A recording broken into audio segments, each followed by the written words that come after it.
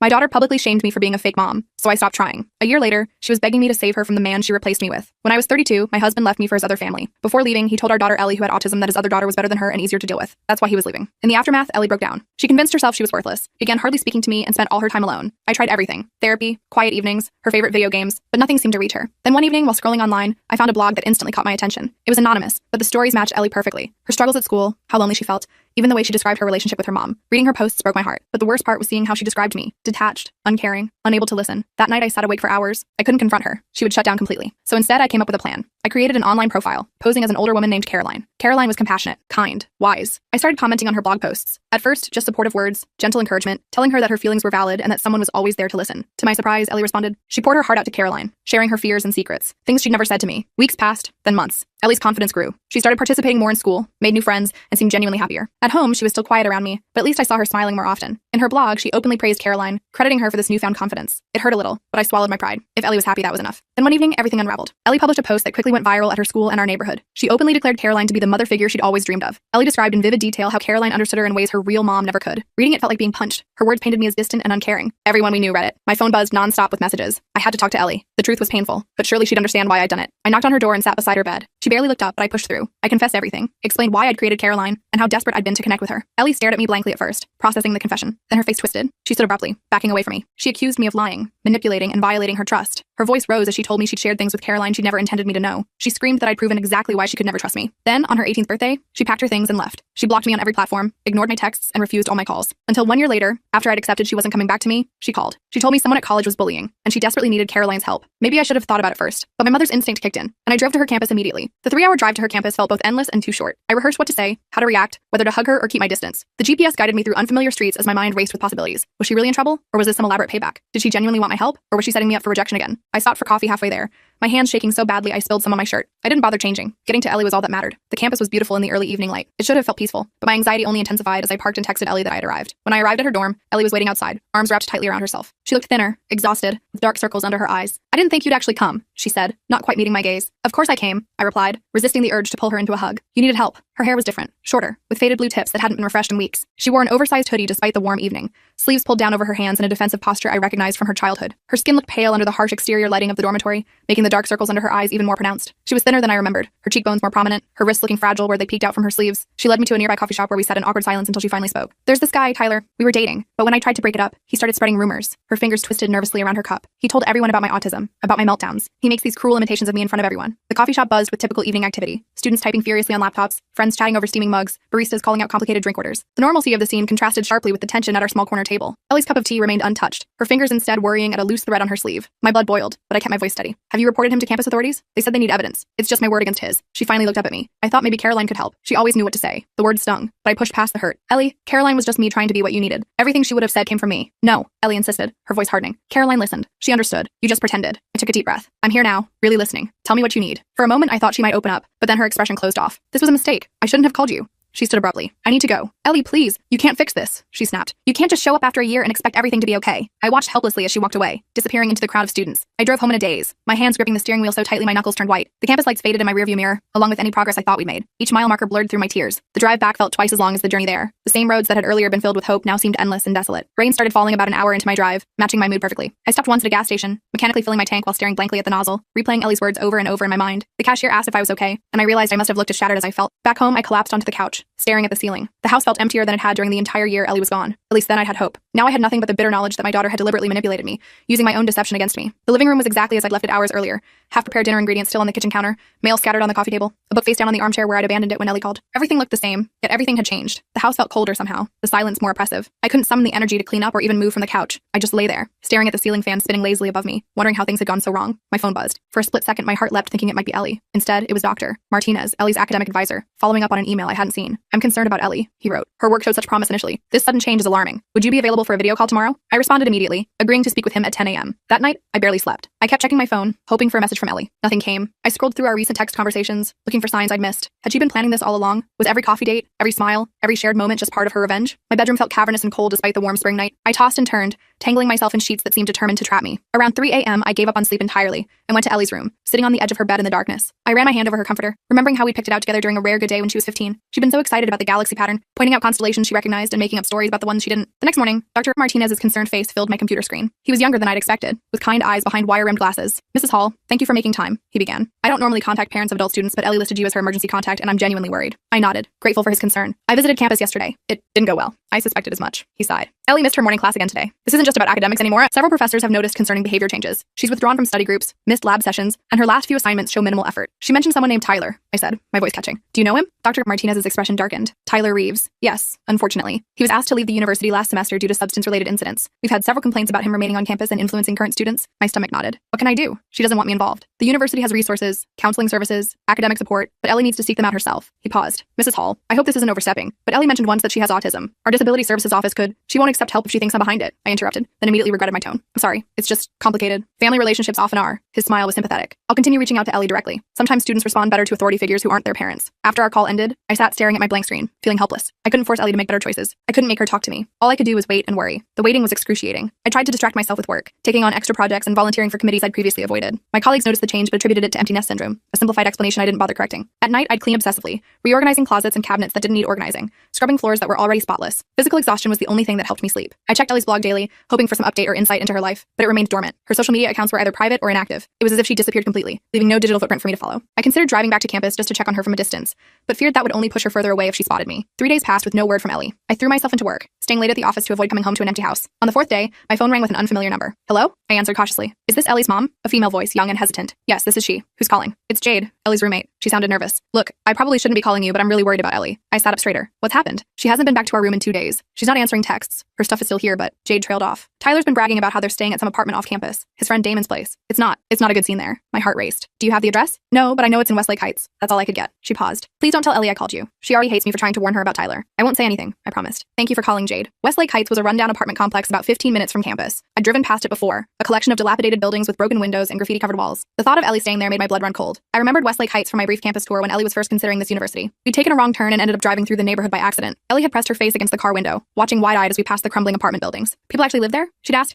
and I'd mumbled something about affordable housing options while quickly turning the car around. Now the thought of my daughter in one of those apartments made my stomach churn. I considered calling the police, but quickly dismissed the idea. Ellie was an adult. She wasn't missing. She was making poor choices. Involving authorities would only push her further away. Instead, I drove to Westlake Heights that evening, parking my car a block away. I had no plan beyond somehow finding Damon's apartment and checking on Ellie. It was reckless, probably dangerous, but maternal instinct overrode common sense. The complex was worse up close. Trash littered the courtyard, and the stench of urine permeated the air. Music blasted from several units, competing with shouting matches and crying babies. I walked through the courtyard, scanning windows for any sign of Ellie. The smell hit me first, a nauseating combination of garbage, marijuana, and something chemical I couldn't identify. Broken glass crunched under my shoes as I navigated around overflowing dumpsters and abandoned shopping carts. A group of men huddled near the building entrance eyed me suspiciously, their conversation stopping abruptly as I approached. I clutched my purse tighter, heart hammering in my chest, and tried to look like I belonged there. The courtyard was dimly lit, with several security lights either broken or flickering ominously. A skinny cat darted between buildings, disappearing into the shadows. From somewhere nearby, I heard glass breaking followed by raucous laughter. A baby cried from an upper floor apartment, the sound mixing with thumping bass from multiple competing stereos. You lost, lady? A voice startled me. I turned to find a young man watching me from a stairwell, cigarette dangling from his lips. He couldn't have been much older than Ellie. I'm looking for someone, I said, trying to sound confident. My daughter might be staying with a friend named Damon. The man's eyebrows rose. Damon Harris? 3rd floor? End unit. He smirked. Your daughter hanging with Damon's crew? That's rough. Thank you, I muttered, heading toward the stairs. The stairwell smelled of urine and stale beer, with graffiti covering nearly every surface. I kept my hand on the railing despite its stickiness,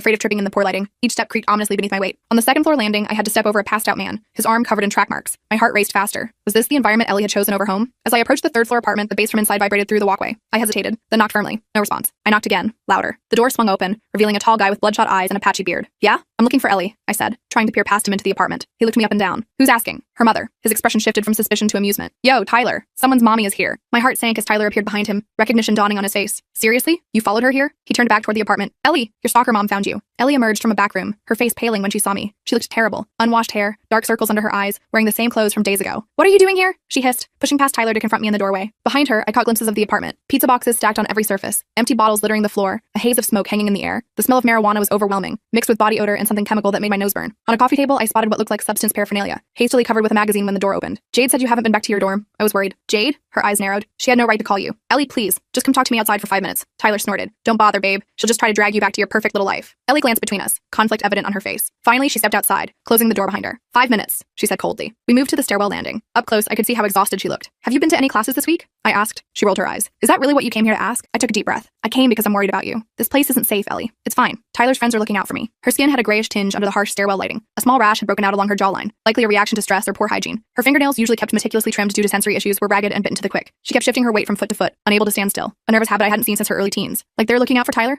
I couldn't keep the edge from my voice. He was kicked out of school, Ellie. He's dealing substances. You don't know anything about him, she snapped. He accepts me for who I am. He doesn't try to fix me or pretend to be someone else to manipulate me. The accusation stung, but I pushed forward. Doctor, Martinez called me. You're about to fail out of college. So what? Maybe college isn't for me. This isn't you talking, I said, reaching for her arm. The Ellie I know wouldn't throw away her education for some guy she just met. She jerked away from my touch. The Ellie you know? You don't know me at all. You never have. Her voice rose. You created a fake person because you couldn't deal with the real me. That's not true, I protested.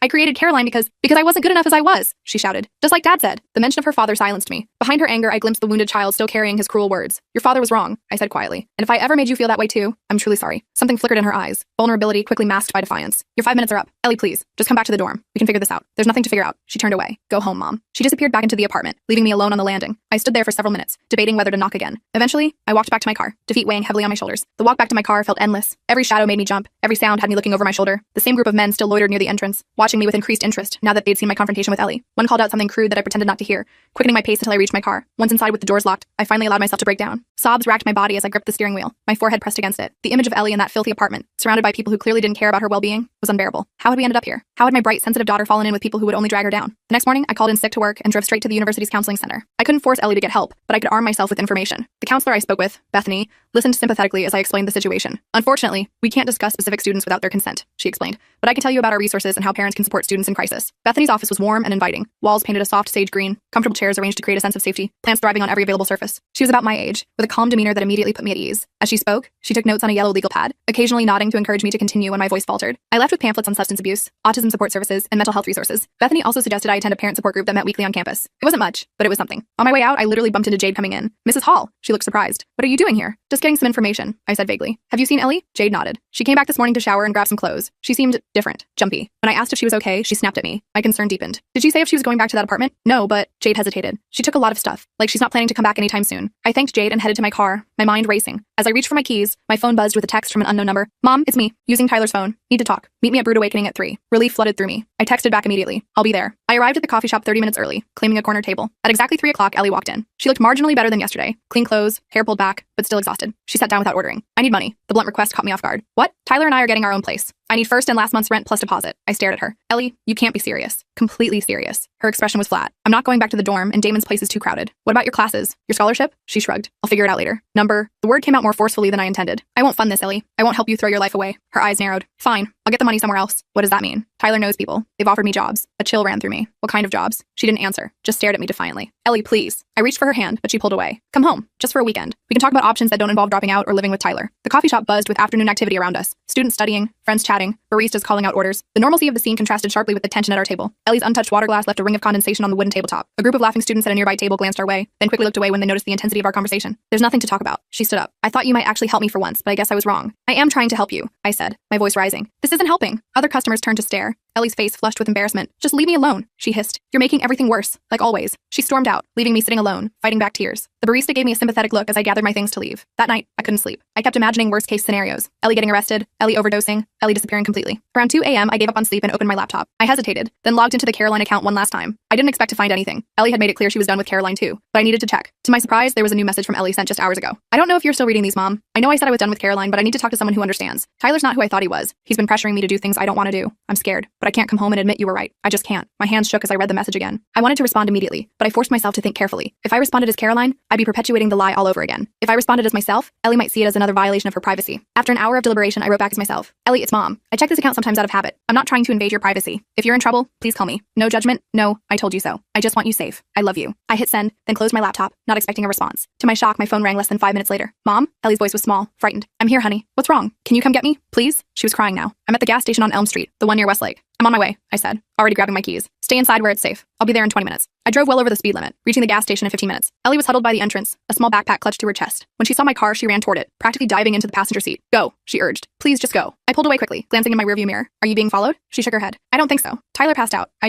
had to get out of there. In the glow of passing streetlights, I could see a bruise forming on her cheek. My hands tightened on the steering wheel. Did he hit you? I asked, my voice dangerously calm. Ellie touched her face self-consciously. It was an accident. He was high and stumbling around. I got in the way. I didn't believe that for a second, but I bit my tongue. Getting Ellie home safely was the priority. Confronting Tyler could come later. We drove in silence for several minutes. Finally, Ellie spoke. I'm sorry. For what? Everything. Her voice cracked. Using Caroline against you. Saying those horrible things. Messing up school. We can fix the school part, I said gently. Dr. Martinez seems understanding. As for the rest, we'll work on it. She nodded, staring out the window. I can't go back to the dorm. Jade hates me now, and Tyler knows where I live. You'll stay with me, I said firmly. We'll figure out the rest tomorrow. When we got home, Ellie went straight to her old bedroom. I made her tea and a sandwich, which she barely touched before falling asleep, still fully clothed on top of her covers. I gently removed her shoes and pulled a blanket over her, then sat in the chair by her bed, watching her sleep like I used to when she was little. The next morning, Ellie emerged around noon, looking sheepish. She'd showered and changed into old clothes she'd left behind. How are you feeling? I asked, sliding a plate of pancakes toward her. Embarrassed. Stupid. She sat down, poking at the food. I don't even know how to start fixing this mess. One step at a time, I said. First, let's call Dr. Martinez. Then maybe visit the counseling center. She nodded, then looked up at me. Why are you helping me after everything I did? Because I'm your mother, I said simply. That doesn't stop, even when things get hard. Ellie's eyes filled with tears. I was so awful to you. Yes, you were, I agreed, not sugarcoating it. And we'll need to talk about that. But right now, let's focus on getting you back on track. Dr. Martinez was surprisingly accommodating. He arranged for Ellie to meet with each of her professors to discuss making up missed work. The Disability Services Office set up accommodations that should have been in place from the beginning. Slowly, Ellie began rebuilding her academic standing. Things at home were tense but improving. We established boundaries. I promised not to check her messages or track her whereabouts, and she promised to be honest about where she was going and who she was with. We started seeing a family therapist, Dr. Winters, who specialized in autism and family dynamics. 2 weeks after Ellie came home, Tyler started calling. At first, she ignored him, but the calls became more frequent, more insistent. Then he started showing up on campus, trying to intercept her between classes. He says he's changed, Ellie told me one evening, that he misses me. And what do you think? I asked carefully. She sighed. I think. I liked how he made me feel at first. Special. Understood. But now I see he was just using me. I nodded, relieved by her insight. That's a hard lesson to learn. He keeps saying he'll tell everyone about Caroline if I don't come back, she admitted quietly. About how you pretended to be someone else. My stomach dropped. That's blackmail, Ellie. I know. She twisted her hands together. I told him it doesn't matter. The people already know. But he says he'll make it sound worse than it was. Make you look crazy. I took a deep breath. Let him try. We know the truth. But Tyler's threats escalated. He started posting vague comments on social media about Ellie and her psycho mom. He showed up at our house one night, pounding on the door until a neighbor threatened to call the police. The final straw came when Ellie's academic advisor called to tell me Tyler had emailed the entire psychology department with allegations that I was mentally abusing Ellie by creating fake online personas to manipulate her. This has gone too far, I told Ellie that night. We need to consider getting a restraining order. She nodded, looking exhausted. I just want him to leave us alone. The next day, we met with a lawyer who specialized in harassment cases. As we explained the situation, I watched Ellie grow increasingly uncomfortable. There's something else, she finally admitted. Something I haven't told you. My heart sank. What is it? When I was staying with Tyler,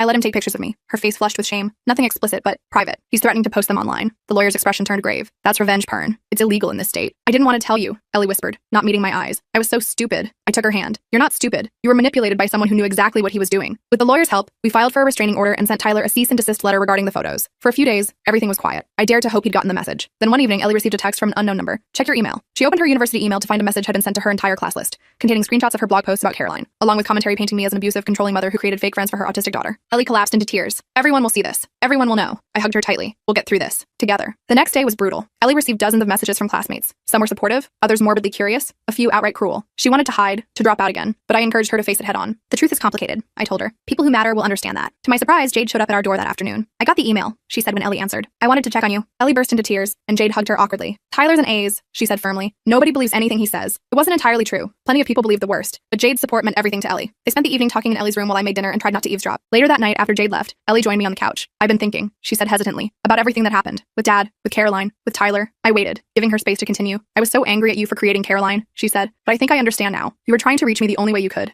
I nodded, throat tight with emotion. And then I used Caroline to hurt you, she continued. I wanted you to feel as betrayed as I felt. I did, I admitted. It worked. She winced. I'm sorry. I'm sorry too, I said. For the deception. For not finding a better way. We sat in silence for a moment, the weight of our shared mistakes hanging between us. Dr. Winters says we both need to forgive ourselves, Ellie said finally. That's the hardest part. I smiled sadly. She's right about that. Ellie leaned her head against my shoulder, a gesture so simple yet so profound after everything we'd been through. I don't hate you, Mom. I never really did. I know, honey, I whispered, kissing the top of her head. I know.